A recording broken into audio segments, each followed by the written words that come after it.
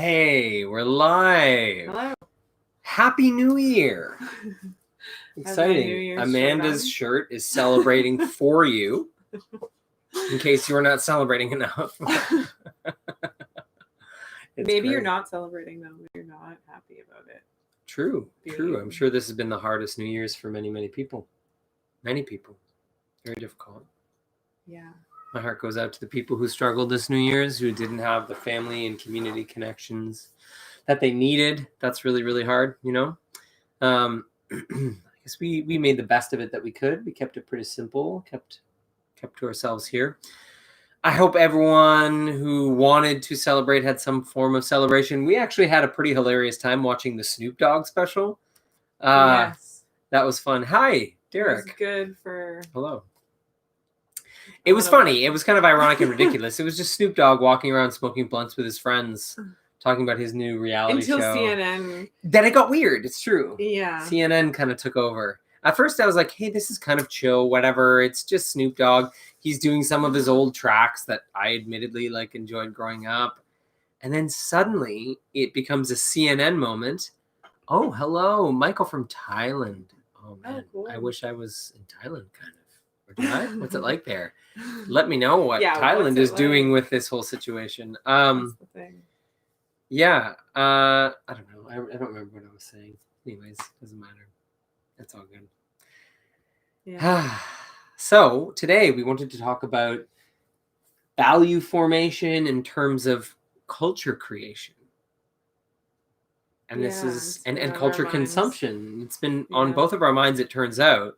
So it was on my mind pretty heavily because in my latest episode of Worlds Within, it sort of became clear to me the ways that our education system and our culture are interacting to oppress in many ways, but really just to program us. And I'm very interested now in the ways that culture over a long period through deep learning creates our value systems, and that our value systems are a result of cultural saturation.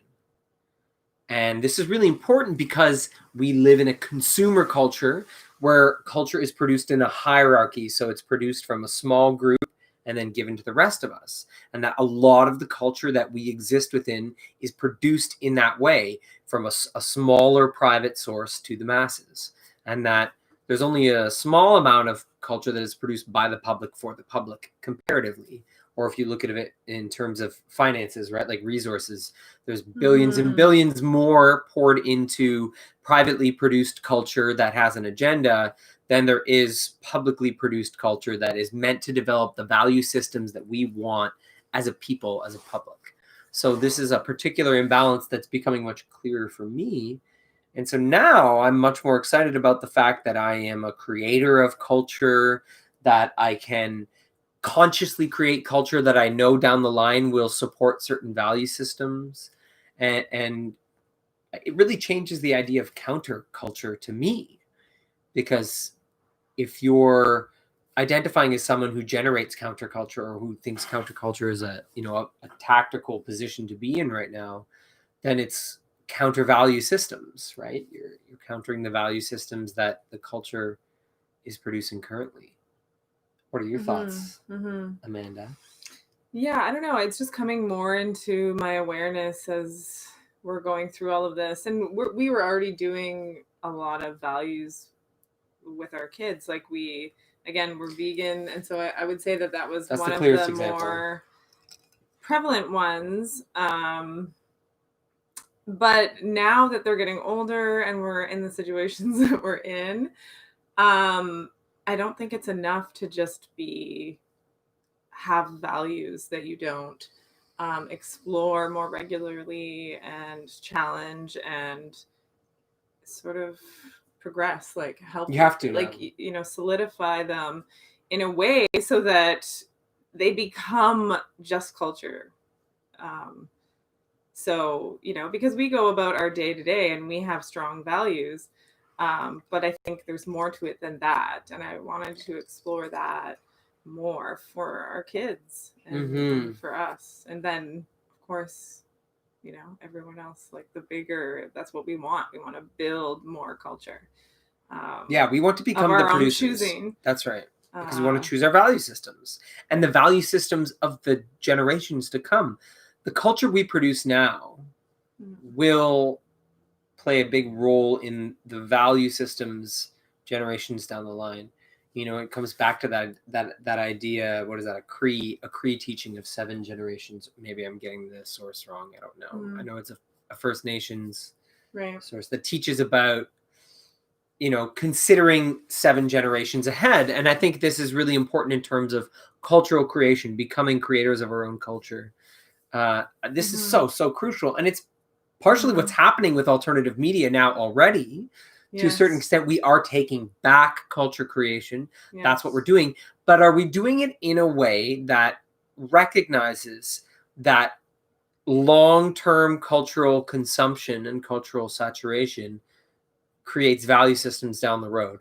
So the culture that children are being saturated by right now and that they are consuming right now is going to design the value systems they operate with as adults. So we're playing a long game here. And a lot of this, you know, it highlights the way the social engineering has worked, because you have bloodlines in terms of sort of the deep state perspective. You have bloodlines going on, and they've been able to retain transgenerational knowledge of what's occurring so that they can say, oh, we want these value systems to be installed 3 generations from now because this operation is going to require that the mainstream value systems are compromised in this way. So they're able to implement something that 3 generations from now would generate a value system they were seeking for a specific goal, right? We need to have that level of awareness. We need to be able to, they were living that sort of 7th generation principle, but from a negative stance, right? They were able to forecast, oh, this is how culture saturates and develops value systems. So this is what we do here, here, and here, and here.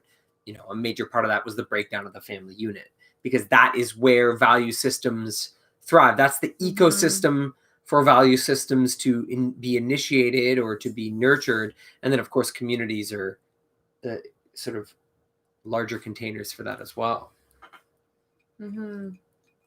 Let's see. How do we push the teach-learn narrative within our own system? Can we force the school system to incorporate this education system? Okay, so to clarify for other people, the notion of teach learning is this idea that you can never teach without learning, and you can never learn without teaching. And so this is a dynamic that's perpetually at play. And it's a really interesting thing to consider here. You know, I look at teach learning and its value. The value of this concept is that it undoes a whole lot of what's going on in our system about that top-down, that hierarchical structure, where you have an authoritarian teacher that is delivering knowledge one way to the student that is below them.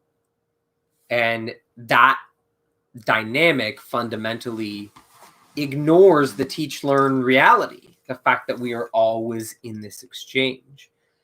So this is a good example, because this is something we need to learn to value as a culture, you know, or as cultural creators.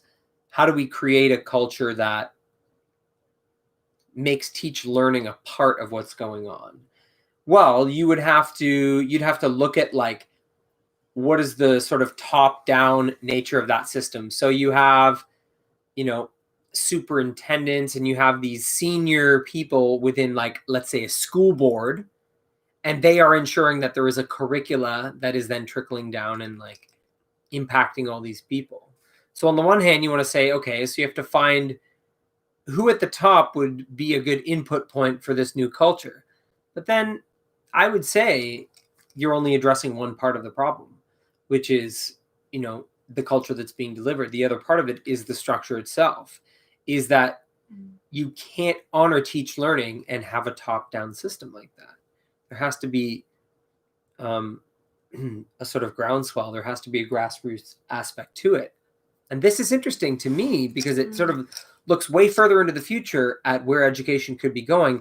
And I think what we're going to have is the homeschool population is going to have developed this new body of information. Like the homeschool population is currently developing a new understanding of learning. Mm-hmm. And that, I think, can be offered up and collaborated with for more like systemic forms of education that have to exist, right?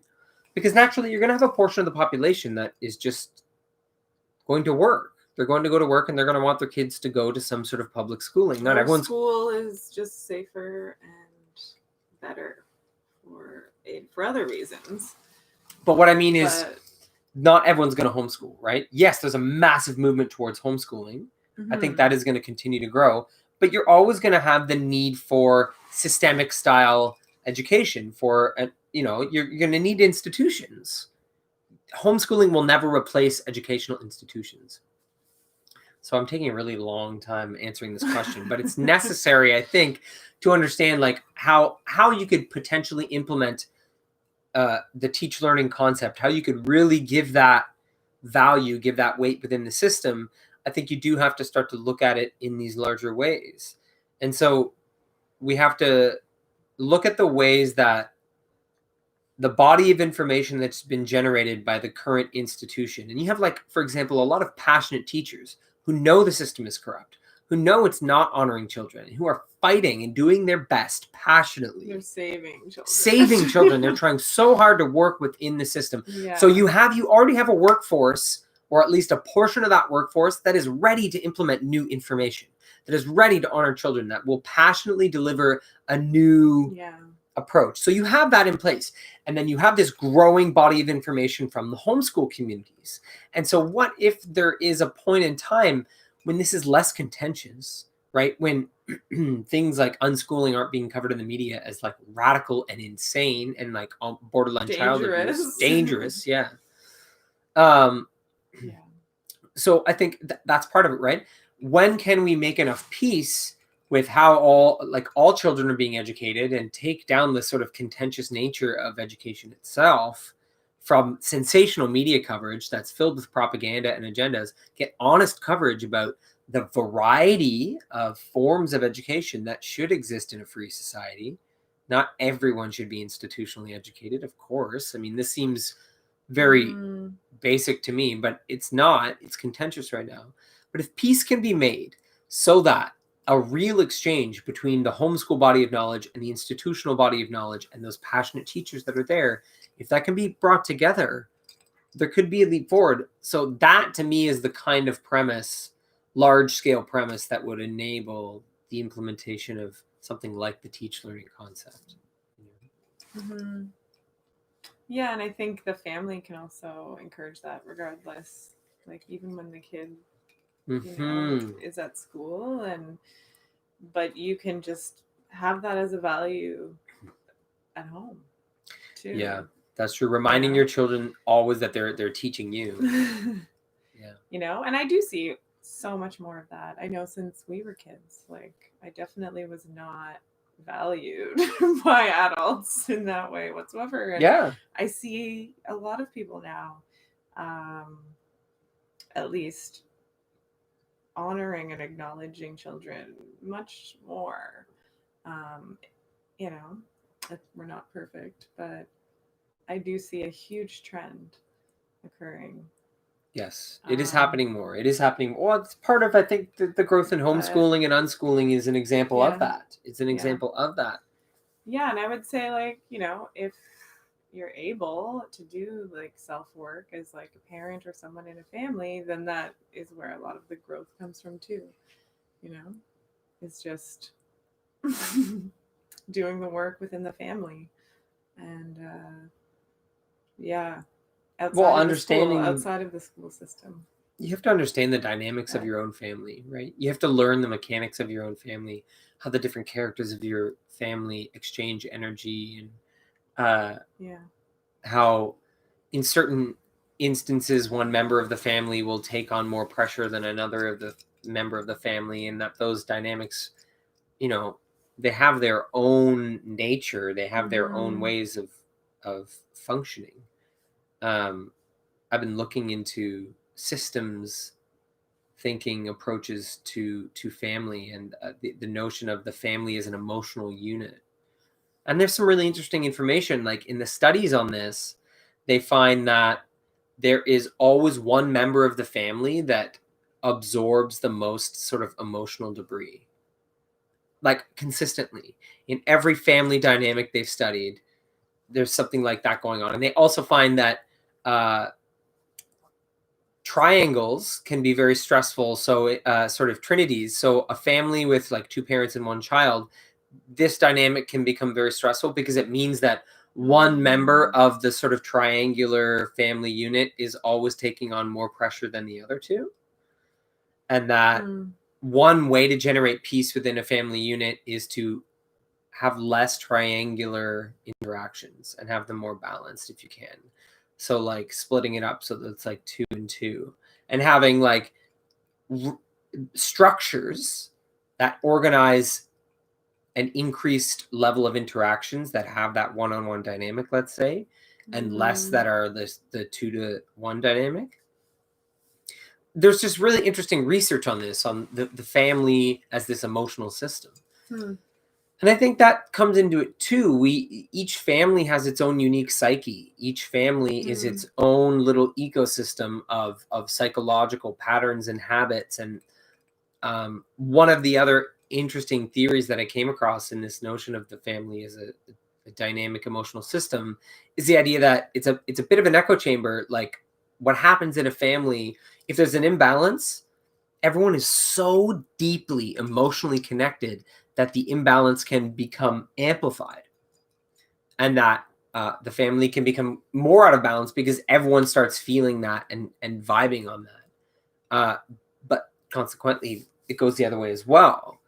That families can generate like immense power and harmony because they're so deeply interconnected. So, I mean, there's a lot to manage there, I think, in terms of inputting a value system and having to watch the way it impacts the dynamics of your family and respond to that, and recognize when you might need to adjust what you're consciously trying to cultivate.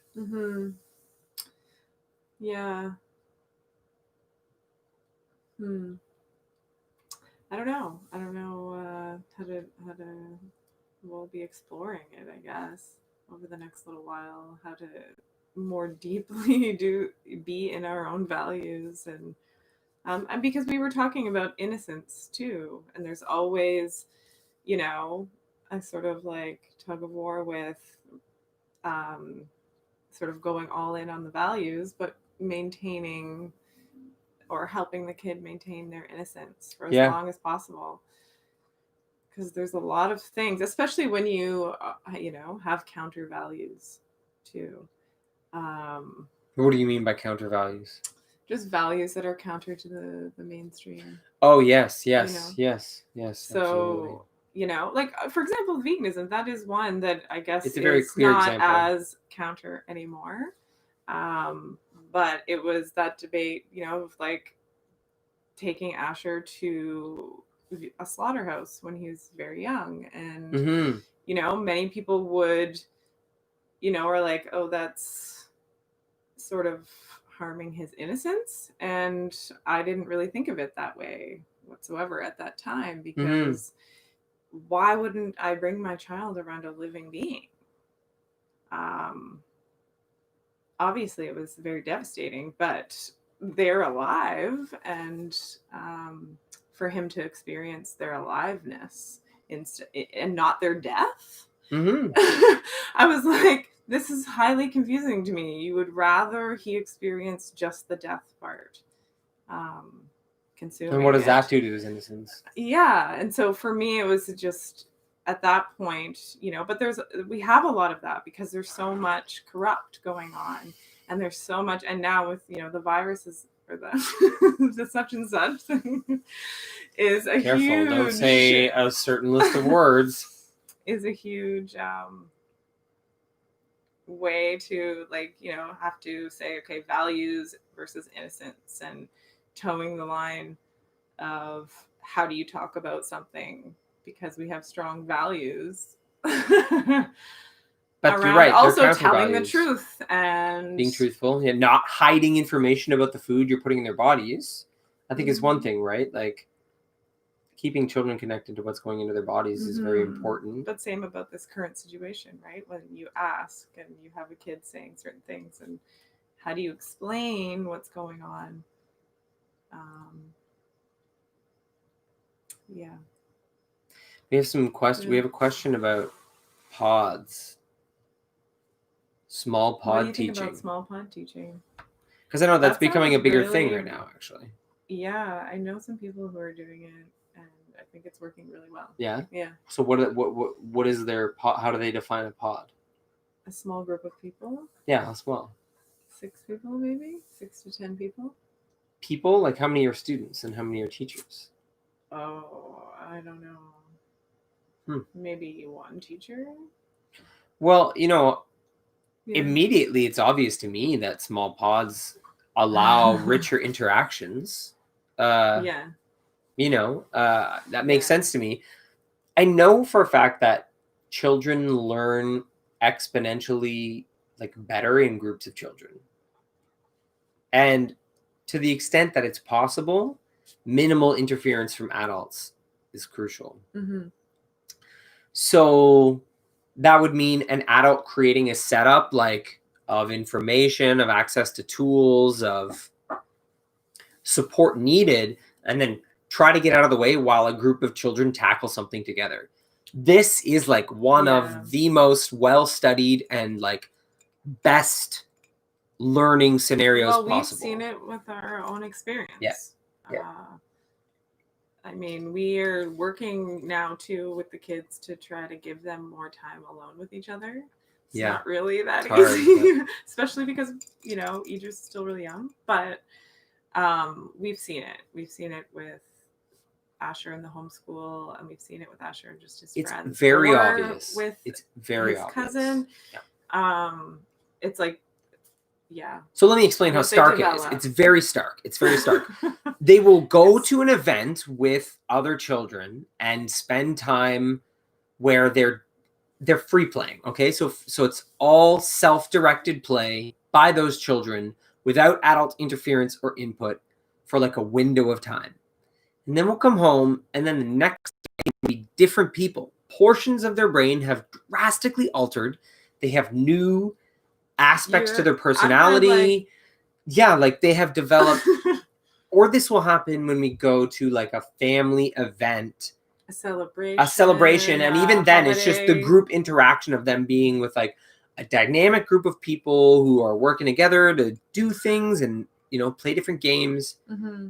Huge cognitive leaps forward that are like extremely obvious because children at this age they're developing so rapidly. So when you have a leap forward, you have a very obvious leap forward. So this is very, very clear that when children are put in groups and then those groups are tasked to learn together and the children sort that out, all sorts of interesting things happen. I would say that pods are probably healthier if it's not the same age. I think we need to get outside of that. All the studies show that mixed age groups of children learn better. Yeah. That it's extremely limiting to put groups of children then into you have one age category. Roles that can right. like come about in a more natural way too, because if you're with all your own age group, the leadership is different too. I felt that in school, and I was only in a split class one time, but it was very strange and structured. But I did see how that could be beneficial to at least have even one or two different ages of people going on. Yeah, Judith, I don't know. Like Judith is saying that her son is in a small pod school, but I wonder, like Judith, is it same age or is it mixed age? I'm curious to see if anyone is already doing this. And I don't know. I don't know anything about the Amish education system in its current form. I would be surprised if they had given up on multi-age classrooms and had conformed to the singular age classroom. I would be very surprised if they had done that. I guess it's possible, but there's no reason to do it. I mean, from a learning perspective, there is no There's no data. From all the research I've done, there's no data showing this is a beneficial thing. Absolutely, children learn better in mixed ages. So I guess it's possible they switched it if they got coerced in some sort of sneaky way, which is possible. Yeah, so I do hope if pod learning is an evolving thing, I really, really hope this becomes more of a mixed age thing so that those leadership roles can develop. Mm-hmm. It's 12 to 14. Oh, okay. Cool. Yeah, small amount of students. And I think any mixed age you're really going to benefit from. Yeah. Because those leadership roles are important. And also there are, there's just styles of teaching that emerge. Like an older kid teaching a younger kid is going to be completely different from a teacher or a parent teaching that kid. It's so incredibly different. And so what they find happens, for those of you that have seen my show, I talked about this, is it generates actual photographic memory. When children work in this way, they get crystal clear photographic recall of what they were studying. They can fully pull it up in the form that they learned it in. They can bring it back and continue to study it. And this was what's crazy about Sugata Mitra's work, is that they found this out by accident because they followed up on it. And they found that the exact same knowledge, not only had they absorbed it with perfect photographic recall, but they continued to build on it later so that their test scores, just every time they checked back, their test scores were going up. Because every time they would check back on the same body of knowledge, the children were growing it because it was deep learning. It was in them. It was embodied knowledge. This is what we want, right? We want embodied knowledge. We want, something beyond all those tests we took in school where we remember nothing, we retained nothing. How much of our own schooling did we not retain? That's a pretty crazy amount. This is a basic experiment anyone can do, and go and look back over the amount of actual data you can now recall from all these tests you did in public schooling. And it's a majority.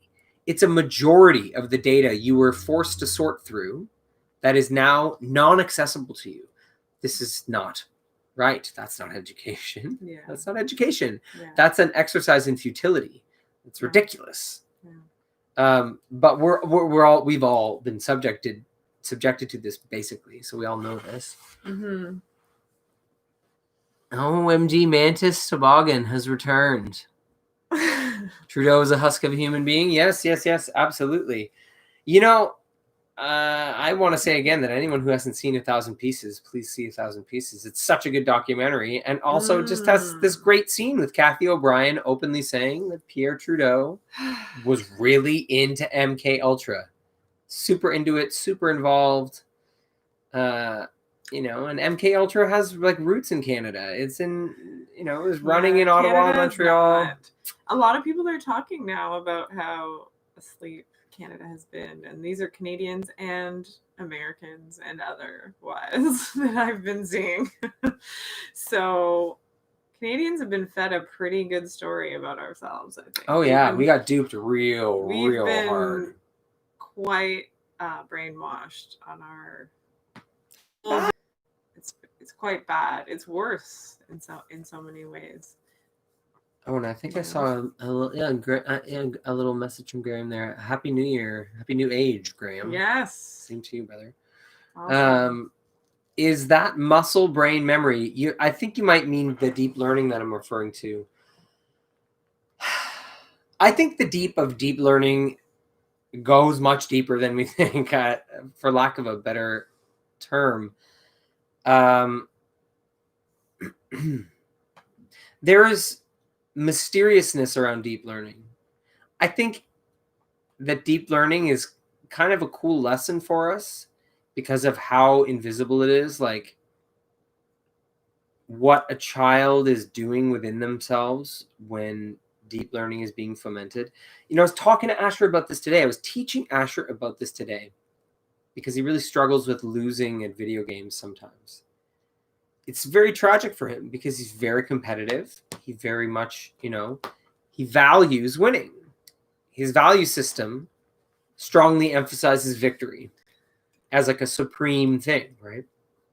And what I've been talking to him about is actually how, from a neurological standpoint, there's deep learning going on from losing that he can't get from winning. It's not accessible. There are forms of deep learning that winning denies you outright. So this is a really interesting thing because something happens. So the child goes through a struggle.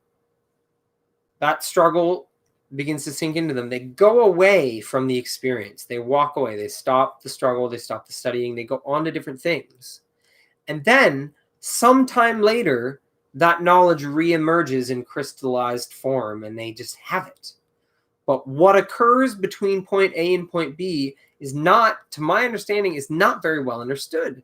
They do something with that knowledge that then makes it highly accessible to them later on. It transforms. But that's like all of us. All of us are doing this. Right? Yes. But it's much more obvious in kids. It's obvious in kids because of the rate at which it's happening and because that, like I was saying, like that's just children, how people learn. All people learn this way, but because children are learning so quickly, it's very clear. Tangible. It's tangible for us to study. So children are a good study for this human thing that happens. Yeah. You know?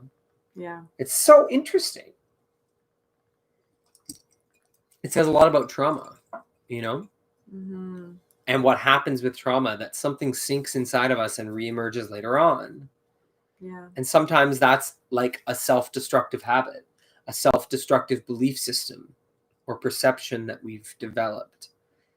And it can be very firm. Or you've been taught. Yeah, sure. But my point is that it has deep roots. It can be firmly in us. And we live for, even if we realize it and we're like, I don't want that value system. I don't want that belief system. But it takes time to uproot if it has been installed through this sort of deep learning mechanism that we have. Mm-hmm.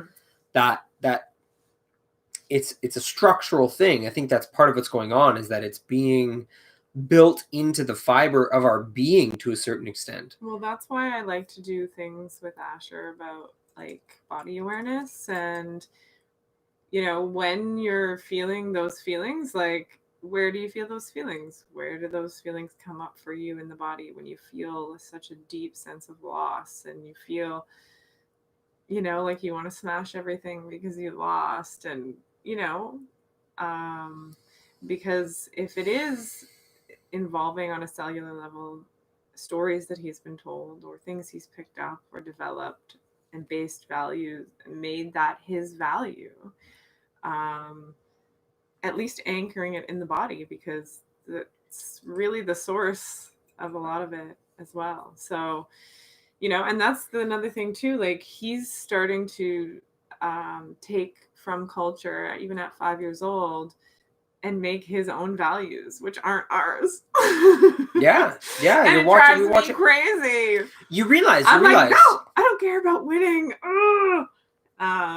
Yep, you realize. I mean, it's partly his nature and what he brought into this world, and the way that makeup responds to the culture that he's being saturated by, and the extent to which we don't have control over the production of enough culture that we can micromanage the. You know what I mean? Like, our culture is raising our children to a great extent that we can't control. It's true. And also, like, I do think because we run counter to culture most of the time, there's a taboo aspect to culture. It's the opposite. Where it's like, ooh, it's appealing because mom and dad loves, like, you know, I want to go to Walmart. You know, I want to do things that is just, we are so counter to. So, I'm very aware and cautious there. So we don't indulge in those things because it's part of our culture from time to time with awareness, because taboo things never work. It never works when it's taboo. So if it's a part of culture, there's a level of acceptance. There's a level of saying, you know what? Yeah. I know it's fucked. Yeah. And it pains me so deeply. Yeah. But at the same time, he needs to know that I'm okay with whatever he chooses and whatever our culture is. And, you know, we try to have values that counter that. But yeah, forbidding things and always running against it is not, it's going to drive him to it. Okay, so I want to So respond to some of these things. yeah. Yeah. Thank you, Graham, for mentioning the Prussian system work that we did. So yeah, Dale was asking about our education system being developed technically in Prussia, and it's true. I did talk about this on edgeofwonder.tv, that this Prussian model of schooling that had been developed, Prussia being Germany, really, that had been developed as a response to losing a war to Napoleon. And that basically they decided they needed to brainwash their population into never losing a war again. So it was like these warmongers were basically traumatized by losing this war and said, we have to develop an education system that makes sure we never lose another war, which meant removing free will from the population. So they became ideal for the military and the bureaucratic purposes that were needed. Then this model was picked up and basically brought to North America. And it's the fundamental basis of our education system here. So this is true. And its purpose was for indoctrination, was for behavior modification and control. Yeah, and so it connects to something else that was being asked of us. Yeah, so the notion of just memorizing something for a single purpose, this is the idea. It comes back to the idea that the education system was developed just for behavior control. So it's only about controlling the behavior in that moment. So if you can get the child to read the book, regurgitate the book, they got the good behavior, they get the approval, they move on. So the absorbed lesson is not the information, it's that obedience is good. Yeah. That's sort of hidden underneath it. Yeah. Over and over again, it's actually a ritual saying obedience is good. Obedience is good. And then the veneer is the information. They pretend like the information, the curricula is what's being studied, when really it's like an entrainment program just producing obedience underneath all that superficial information. That's right. So all that information that you didn't retain from your public schooling, beneath it was hidden this sort of repeated ritual of you did good, you regurgitated, yes, you performed that short-term behavior while we secretly inculcated this value system in you. It's quite surreptitious, actually.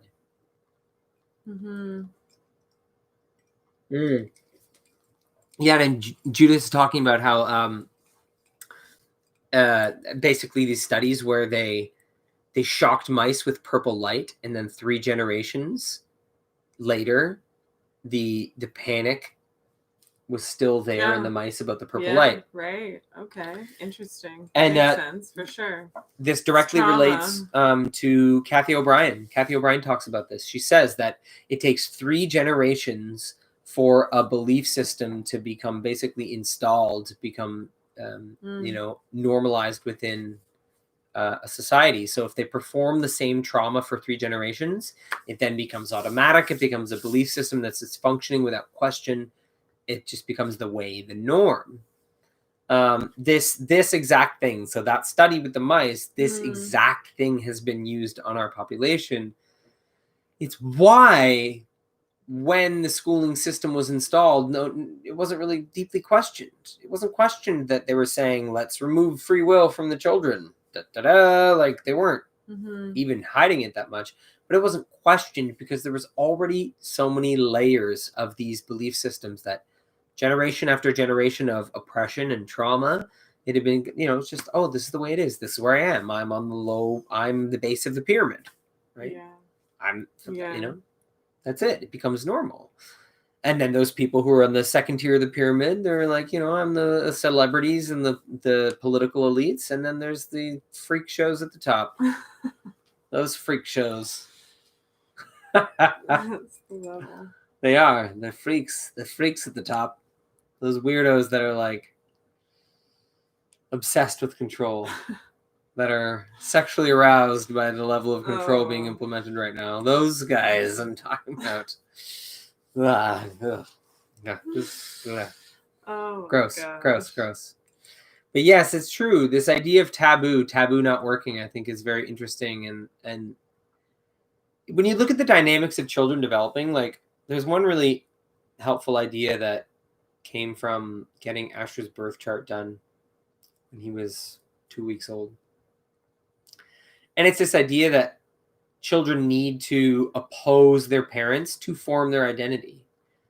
They need to live in contrast to their parents to know who they are, right? They can't know who they are if they live exactly as you. Mm-hmm. No self forms. If they just imitated everything you did and believed and took all your values and all your belief systems, they would not form a self. So it's necessary that you become some sort of contrast, that you could become their villain, you could become their arch enemy. You don't know what they need you to become. Or at least, I'm taking it to an extreme, but the receiver of many things in their life. Yeah. And so this is, as an archetype in their life, maybe. But that's a factor in this whole idea of culture and culture generation within the home. And being mindful of the idea that, you don't push your child in the wrong direction because you present something that they're then going to be like, aha, the thing I need to do the opposite of. You can't get over analytical, but it's something to be aware of. Yes. I know that it's very obvious in Asher. Because he's got that warrior spirit, Yeah. He's wondering all the time, is there like a way for me to fight myself into existence? That's just like, he's ready for that, he's ready for the challenge in that way. I think a lot of kids are. So how can we be mindful of that as educators, of recognizing warriors and rebels that need to be there. Thing, like, for me, and I guess it's, any parent, they come in with values, but your kid starts to show you other things that you need to explore because they're gonna go that way. That's the And I think learning. the problem occurs when, and I felt this, and maybe people who have been put in certain religions against their will and other things like that, or school against their will, or whatever have you, is the parents forcing their values on the kid because they think that that's what you're supposed to do as a parent. But this is interesting because this is a microcosm of literally what Judith just spoke to, is the global elite. It's a microcosm of that. We're having this value system forced on us from this small group of humans with an abundance of power, are forcing these value systems on the rest of us. And so isn't it interesting that this is a habit that has developed within the family unit of parents taking value systems and forcing them on the children, very much like what's being done to them within the civilization, within the society and the culture in which we live. And to what extent are we imitating our oppressors in the family unit? To what extent are we mirroring the way we are oppressed within the family unit? And how can you consciously develop the family unit so that it becomes a container that is protected from that, and that is able to build a more nurturing environment that offers certain value systems, but also has that teach-learning dynamic where the child can bring new value systems, new belief systems. Their newness in the world does not mean they cannot be a resource for these things. Value systems and belief systems don't just emerge with experience. That's not necessarily the case. They may have a new perspective, a new way of seeing the world that helps us shift those things and create the new structures we need. So it really isn't just about instilling or installing in them value systems through enculturation. Or is that the word? Culturalization? I don't know. Maybe those are both words. I don't know. But, it's not just that, right? What have the new generations brought in terms of shifts in values and shifts in culture? What are they trying to bring forward? Yes, exactly. And how much space can we make for them to be producers of culture and not mockingbirds? Not just echoing the existing agendas, because that's tempting too. But if they because are, there's groupthink. What do you do? Right? If they are, teach them about groupthink. I don't know, so they know maybe about it. Depending on how old they are, but you might just do nothing. Yeah. You might just literally just be like, whatever. Because it can't be about control. It can't be about controlling their formation. They have their whole life to live. And You know, it's one moment of them following something you don't like. Well, is not a big deal. Understanding the formation of values as a deep learning sort of long-term slower process, it brings some relief as a parent, as an educator, because there are times when you can just say, I can let this go because the value is not being formed in this moment, in this one instance, and I have to change it. You know, there's something deeper and longer term. So maybe in this instance, yeah, like you're like, okay. I would say that, you know, if you, this is what I do anyway, that I've been seeing for myself, is that to see them, just to, like, if you have something come up for you that you're like, oh, I don't like that behavior, I don't like that they're, you know, attaching to something that isn't our value or my value, just see them instead of like trying to do something or trying to teach them about the counter value or anything like that. Sometimes I do that too, but lately I've just been pretty much just taking it down a notch and just being like, I see. Well, because you don't want them to have the feeling of not accepting them for who they are. There has to be full acceptance. Yeah, if you're constantly coming from that idea of like forming them properly so they can survive in this world, there's a good chance they'll experience that as non-acceptance. Yeah, absolutely. And I think being really conscious of that is helpful. And one of the things that, you know, I've talked about in Worlds Within, and that's so amazing from Sugata Mitra's work, is this idea of the grandmother effect, that children thrive when you just admire them. And I think, like, as a meditative, as a mindfulness practice, learning to develop, to cultivate quiet admiration of children when you're holding a learning space for them, or when you're in a moment of like, oh man, what values are they revealing right now? You know, what part of our culture have they absorbed right now? And maybe you're feeling challenged by it, but do you have that fundamental basis of quiet admiration for them as a being that you come from? You know, if you are going to choose a moment of guiding values, of reframing culture, right? Because sometimes it's not about saying don't absorb that cultural thing, or we have the better response. Sometimes it's just, hey, your free thought's in danger. Here's how you can maintain your free thought. What you're consuming right now, it kind of attacks free thought in this way, or it kind of looks to push this part of free thinking down. Sometimes it's just about giving that power back to them of keep your free thought. There's some authority here. There's some dogma here at play. Sometimes it's that too. Sometimes also it's true. You just have to accept. You have to accept what they're absorbing because of the being that they are, because they're not you.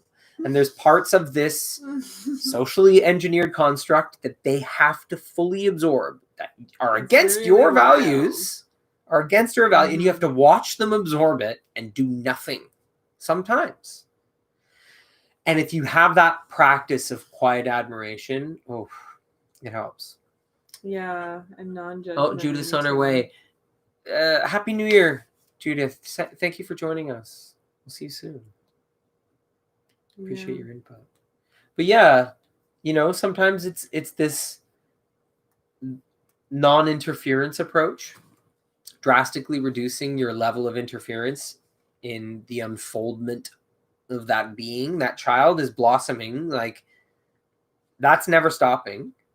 It's not a result of adult interference that they're developing, Plus, you need them to develop yourself. Oh, God. Oh, my God. Let's not forget the most important thing. I would be such a crusty, lost man without this spiritual input of my children in my life. I don't know. Would you? Yes. If I look at how exponential the growth has been from having children, there is no comparison. There's no bachelor life I could have lived that would have generated that amount of spiritual acceleration.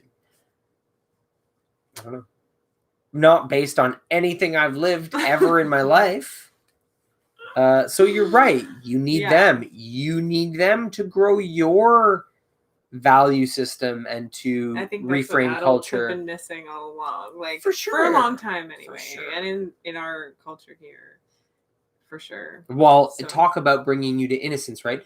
Nothing has made it clearer to me that our culture rejects innocence than having children and having to go back and be like, damn, I wasn't trained to be awful with my own innocence. Yeah. To disrespect it and disregard it. And I still do, because it's like the reparenting aspect of life is a long-term game.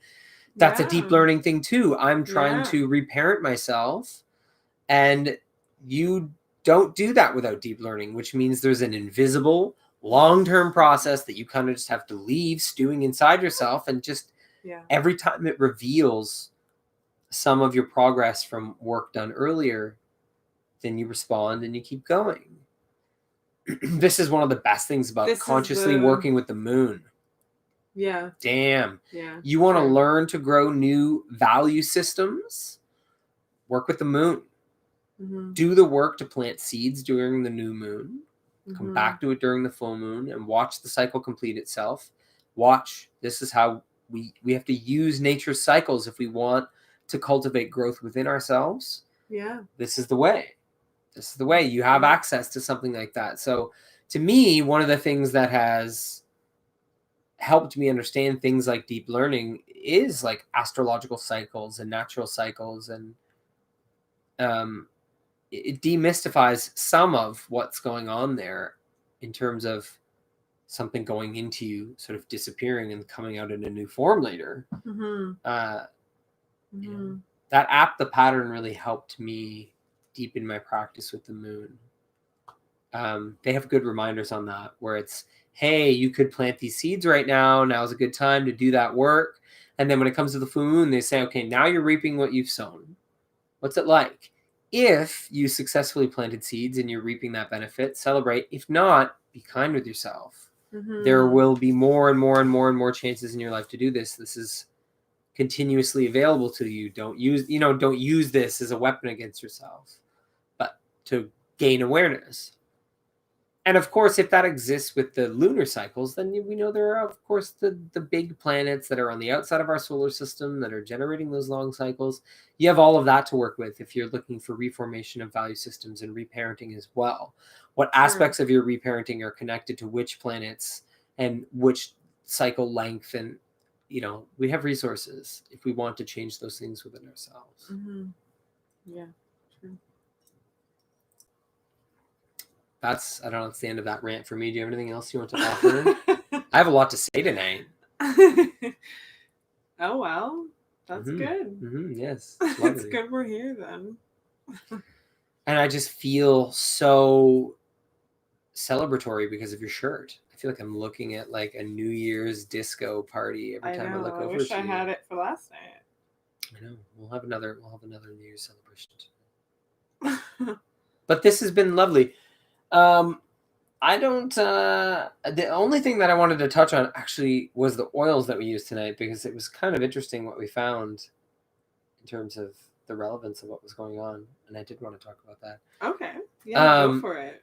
Well, because I really wanted what was it? Grapefruit and peppermint, because I was just wanting some clarity. I was just feeling kind of foggy from the hustle of getting the kids to bed. You've been using peppermint a lot today. Like full on peppermint. True. Very strong. So I asked for that to be in the blend for tonight, and then said, something grounding, maybe some trees or something. But then your response to it was different than what I had sort of thought would be grounding, and it was very interesting. Yeah, I added fennel seed, and rosemary. Which I find rosemary really grounding. So. And I find that as well. I've been putting rosemary on my feet a lot, and it's so nourishing and grounding. It's been kind of tripping me out. Yeah, and then I was saying that peppermint and rosemary together are really good for at the end of a meditation, or when you wake up from dreaming. Yes. And you want to try to anchor the guidance that you received during your meditation or your dreams. So we were just talking right before the live about maybe making up a blend and having like a bedside blend. Yes, like a dream work blend. You just did it in the morning. Yeah. You know, So when you you wake roll up. over from your dreams and literally go straight to the aromatherapy because you Yeah. can trigger those brain responses. Yeah. Because the oils cross that blood-brain barrier right away, you can literally help strengthen your capacity to retain what came through. Yeah. This is really Yeah. interesting. Like in terms of dreams, obviously that's a really just such a practical tool for dream work. But I think it's interesting in a different way for meditative work, like when you receive guidance and things like that, because Mm. sometimes our ability to retain spiritual information is based on the personal power that we've gathered at that time and just how clear we are in our lives. And you know, because I know for a fact that I've had so many incredible spiritual experiences that I was not able to retain, to embody in that sort of sense of deep learning, because I just wasn't clear enough. I wasn't in my power. Or your dream, yeah, just. But I don't even mean like a dream. I mean like spiritual experiences, I like see. woke, like Right. like awake, having a spiritual experience that is paradigm changing, that is reality changing, but I can't embody it. I can't retain it as like living from it. I've had many of those. I know I have. I know many people have. Whereas I've also had spiritual experiences that I was able to embody and live from. I was able to hold the space for. That's what this interests me for. In terms of like going into a meditation and having like an epiphany or a realization or a download or a teaching come and having it just sort of fade away and you don't live from it. And later you're like 10 years later, you're like, I had this in a meditation 10 years ago and now I'm finally living it. Sometimes, you know, maybe this can support that process. Maybe this can nurture that aspect of receiving something that's really dense, that's hard for you to absorb right now because of where you're at. And maybe we can grasp more from some of those dense teachings just by working with plants in this way. You know? Yeah. I think it affects your brain chemistry. So yeah, and I think it's why plant medicines you know, have been used to absorb wisdom more efficiently for all of human history. Plants have played a major role in our absorption of wisdom. That's basic anthropology. So and this rosemary is great for that. You know? It's a modern version of this. It's a shamanic thing, really. You know, that we're gathering plants and procuring them in a certain way to then support our dreams, to support our meditations, to amplify our ability to retain and embody wisdom.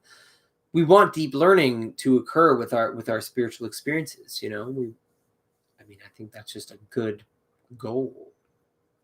You know, to not lose grasp of wisdom that arises in our lives. I know that Lujan Mattes talks about this, about how one of the original definitions of sin is, I'm paraphrasing here, so you know, I don't recall the exact phrasing, but one of the original definitions of sin is having knowledge and not applying it. Is having and knowing and not living from it. Very interesting. Yeah, anyways, that was the only other thing that I wanted to bring up. Okay. Is that it for you? Sure. Great. Well, beautiful people, thank you for joining us here tonight. We wanted to do another one around Christmas, but it just wasn't in flow. So we're glad to be back, and we will be back next week. Yeah, for sure. And maybe we'll figure out what we're doing for next week before, like, the day of. Maybe we'll promote it earlier next week. That's what we're gonna do. We're gonna promote it earlier next week. That's our goal. But lots of love, everyone. Happy New Year. Guys. Thank you for your support, for being here with us. We love it. And thank you to all the people who watched the replay of this. Hey, lots of love. You know, reach out if you guys want us to talk about anything specific. Yeah. All right. Awesome. Bye. Well, good night, my friends.